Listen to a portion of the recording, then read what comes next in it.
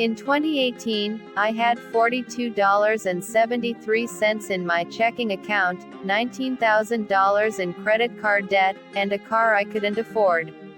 I was 29, living paycheck to paycheck, working a full-time job that barely covered my rent. Every unexpected expense, flat tire, medical bill, birthday gift, felt like a financial earthquake. I wasn't lazy. I wasn't irresponsible. I just didn't know what I didn't know. Money was always a source of anxiety growing up. My parents struggled with it. I learned to avoid the topic instead of mastering it. But eventually, avoiding it caught up with me. It all changed the night my card got declined at a grocery store. I was trying to buy milk, bread, and eggs, basic staples. I felt humiliated, embarrassed. I walked out empty-handed, sat in my car, and cried. That was my turning point. Step 1. Facing the numbers. The next day, I sat down with a notepad and my bank login. I listed every debt, every expense, every source of income. My net worth was negative. But that moment, that raw honesty, gave me power. For the first time, I knew exactly where I stood. I realized I was spending over $600 a month on eating out, subscriptions I forgot about, and impulse purchases. I canceled everything I didn't need. I started meal prepping. I brought lunch to work. Step 2. Creating a budget that worked. I'd tried budgeting before, but it always felt restrictive. This time, I gave every dollar a job, following the zero-based budgeting approach. I started using a free budgeting app.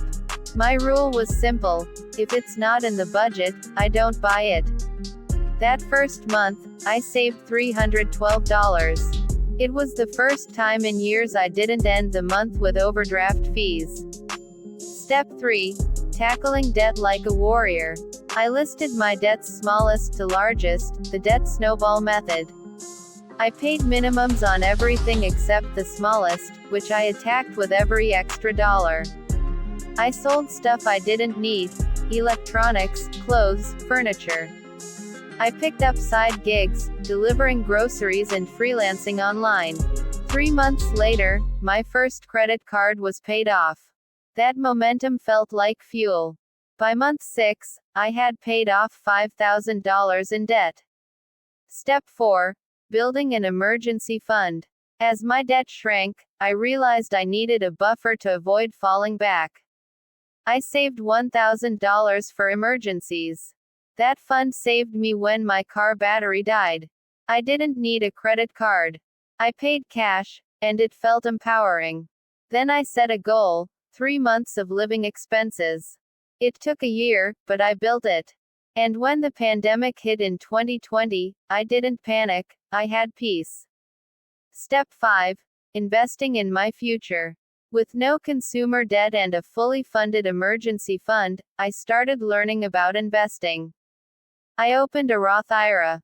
I increased my 401k contribution to get the full employer match. I read every book I could on personal finance. I was hungry to learn. Within 3 years, my net worth went from negative to over $50,000. Today, financial freedom on the horizon. Today, I'm debt-free. I have 6 months of expenses saved. I invest 20% of my income and track my net worth monthly. I still budget, but now, it includes things I love: travel, dining out, giving. Most importantly, I sleep well at night. Money no longer controls me. I control it. And it all started with a declined debit card and a decision to change. What I learned. 1. You can't change what you don't track. Face your finances, no matter how ugly. 2. A small win builds big momentum. Pay off a small debt.